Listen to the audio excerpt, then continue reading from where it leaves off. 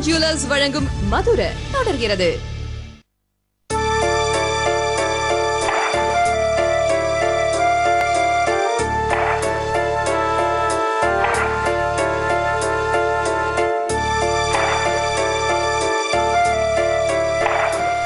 அண்ணே, என்னண்ணே, என்னைக்குமே நம்ம சொந்தங்க வந்துட்டாக்கா பாட்டும் கூத்துமா ரொம்ப சந்தோஷமா இருப்பீங்க. இன்னைக்கு என்னடானா தனியா வந்து குளத்துல கல்ல போட்டுட்டு இருக்கீங்க. என்னதானே நடந்தது? ஏய், எங்க குடும்பத்துல நடக்க கூடாது நடந்து போச்சு. அப்படி என்னதானே நடந்தது? நீ சொன்ன மாதிரி ஊர் கண்ணு போறா எங்க குடும்பத்து மேல விழுந்து சந்தோஷத்தையே கெடுத்து பிடிச்சு. புரியலண்ணே. மச்சக்கால எங்க குடும்பத்துக்கு எம்புட்டு சொத்து கிடக்கு. அது கணக்கு இல்லாம கிடக்கு. இப்ப அதுக்கு என்னண்ணே? அந்த சொத்துல 10 ஏக்கரை எங்க அக்கா கூடுதலாவோ இல்ல என் அண்ணன் தம்பி கூடுதலாவோ எடுத்துட்டு போயிருந்தா கூட பிறந்த உறவுதானேன்னு விட்டு கொடுத்துருப்பேன். ஆனா எங்கிருந்தோ வந்த ஒரு அனாதை எங்க சொத்துல பங்கு கேட்டா என்னடா பண்றது? என்னண்ணே பெரிய வார்த்தைலாம் சொல்றீங்க? ஆமாடா, அண்ணில இருந்து இன்ன வரைக்கும் கையா மேல இருந்த அன்பும் மரியாதையும் குறைஞ்சதே இல்லடா. மீனாட்சி அம்மன் கோயில் கோபுரம் மாதிரி வசந்துதான் நின்னுச்சு. ஆனா இன்னைக்கு அந்த மதிப்பும் மரியாதையும் சுக்கு நூறா உடஞ்சு போயிடுச்சுடா. எந்த வாயால ஐயா ஐயான்னு மூச்சுக்கு 300 தடவை கூப்பிட்டோமா அந்த ஐயா இன்னைக்கு நாங்க யாருமே நினைச்சு கூட பார்க்க முடியாத தப்ப செஞ்சு விட்டார்றா. சத்த புரியுற மாதிரி சொல்லுங்கண்ணே. நம்ம ஊர் திருவிழாக்கு பாட வந்துச்சுல்ல, அந்த பாட்டுக்காரிக்கும் எங்க ஐயாவுக்கும் தொடர்பு இருக்குடா. அப்படி இருக்காதுண்ணே. நாங்களும் அப்படித்தாண்டா நினைச்சோம். ஆனா எல்லாரும் தெள்ள தெளிவா உறுதிப்படுத்திட்டாங்க. எங்க ஐயா தான் அந்த பாடையை கூட்டியாந்து எங்க தாத்தா வீட்டுல தங்க வச்சிருக்காரு. அவரு அடிக்கு ஒருக்கா அந்த வீட்டுக்கு போயிட்டு வந்துகிட்டு தான் இருக்காரு. தோல் அளவுக்கு பேர குழந்தைக வளர்ந்து நிற்கிறப்ப இதெல்லாம் அவருக்கு தேவையா? கையெடுத்து கும்பிட்டு நின்னவங்க எல்லாம் ஏன் எதிரிலேயே எங்க ஐயாவை தப்பா பேசுறாங்கடா. அதைத்தாண்டா என்னால தாங்க முடியல மச்சக்கால. அண்ணே, நீங்க இப்படி எல்லாம் கலங்காதீங்கண்ணே. கலங்காம என்னடா பண்றது? எப்படி சந்தோஷமா இருந்த குடும்பம்டா இப்ப அவர் செஞ்ச இந்த வேலையால ஆளுக்கு ஒரு திசையில கலங்கி உட்கார்ந்து கிடக்கும்டா. முன்னெல்லாம் எங்க குடும்பத்துல எல்லாரும் வீட்டுக்கு வந்துட்டாங்கன்னா வீட்டை விட்டு வெளியே வரமாட்டான். ஆனா இப்ப எதுக்குடா இந்த வீட்டுக்குள்ள அடைஞ்சு கிடக்கம்னு தோணுது. ஒருத்தர் முகத்தை ஒருத்தர் பார்க்க முடியல, பேச முடியல. என்னடா விட சொல்ற? இந்த பாட்டுக்காரிக்கு வேற குழந்தை பிறந்திருக்கு. அது வளர்ந்து ஆளாகி நின்று எங்க சொத்துல பங்கு கேட்டா என்னடா பண்றது? இந்த மண்ணுல எத்தனை பேரோட வேர்வை இருக்கு. எங்க அண்ணன் தம்பி ஆத்தா அக்கா எல்லாரோட உசுரும் இந்த மண்ணுல தாண்டா கிடக்கு.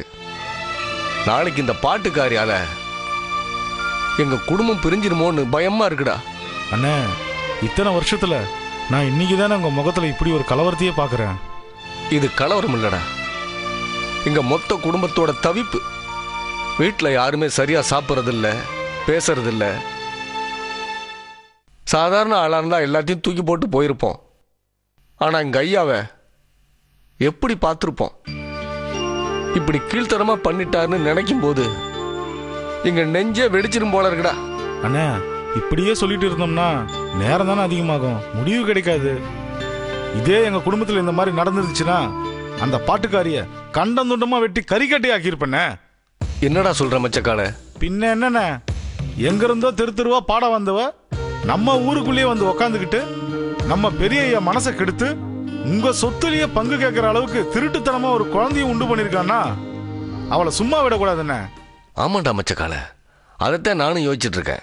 யோசிக்காதீங்கண்ணே, எதுவா இருந்தாலும் உடனே செஞ்சு முடிக்கணும்ண்ணே. வளர விட்டோம், பிரச்சனை வளர்றது இல்லாம குழந்தையும் வளர்ந்து குடும்ப மானமே நாரிடும். அப்புறம் அந்த பிள்ளைக்கு ஒரு மாப்பிள்ளை வருவான், அவனும் சொத்து கேட்பானே.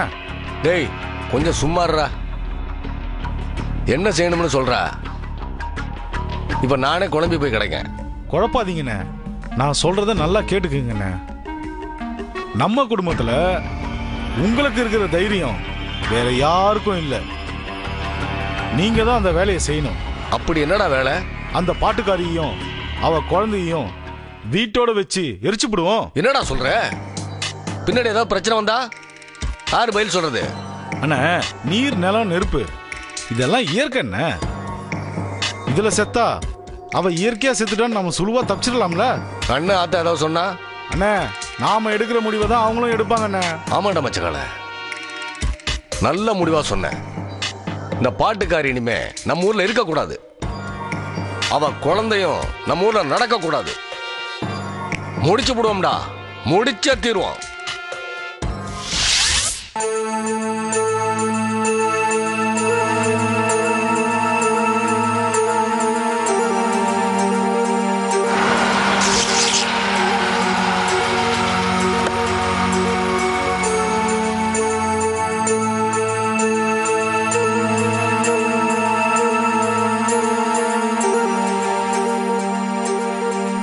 ஆத்தா எல்லாம் ரெடியாகி வந்துட்டோம். என்ன பண்ணணும்?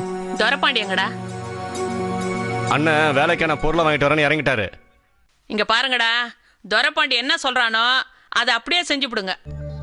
வேலை என்னன்னு சொல்லு ஆத்தா, செஞ்சு விடுவோம். இங்க பாருங்கடா, உங்களை என்ன வேலைக்கு வர சொல்றான்னு தெரியல.